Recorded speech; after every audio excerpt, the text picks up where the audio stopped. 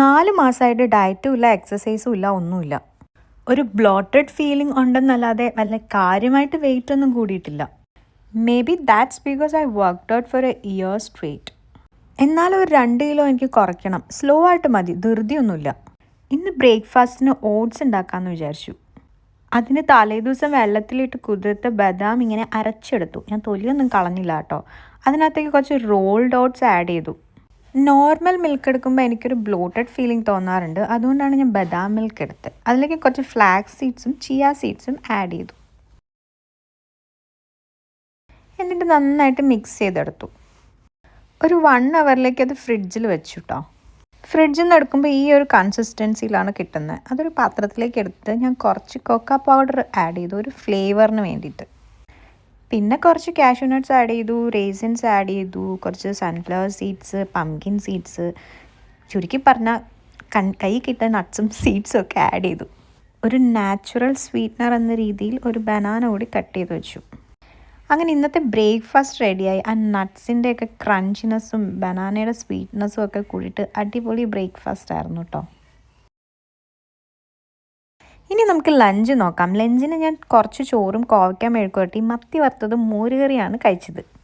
കോവയ്ക്ക മെഴുക്കുവരട്ടി എങ്ങനെയാണ് ഉണ്ടാക്കിയെന്ന് നോക്കാം. കോവയ്ക്ക ഒരു പാനിലേക്ക് ഇട്ടിട്ട് കുറച്ച് വെള്ളം ഒഴിച്ച് ഉപ്പും മഞ്ഞൾപ്പൊടിയും ചേർത്ത് ഞാൻ നന്നായിട്ട് വേവിച്ചെടുത്തു.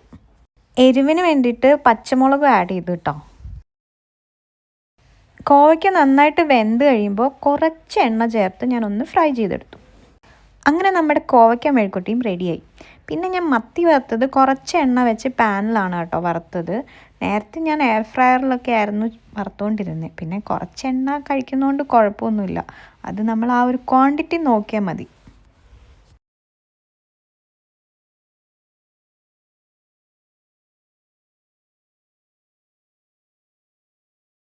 പിന്നെ മോരുകറി ഇന്നലെ ഹസ്ബൻഡ് ഉണ്ടാക്കിയതാണ് കേട്ടോ. അങ്ങനെ ലഞ്ച് റെഡിയായി. ലഞ്ചൊക്കെ കഴിഞ്ഞ് വൈകുന്നേരം ആയപ്പോൾ ഒരു കോഫി കുടിക്കണം തോന്നി.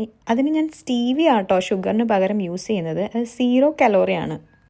കോഫിക്ക് നോർമൽ മിൽക്ക് തന്നെയാണ് യൂസ് ചെയ്തത്. അങ്ങനെ കോഫിയൊക്കെ കുടിച്ച് വൈകുന്നേരം അങ്ങനെ ഇരുന്നു.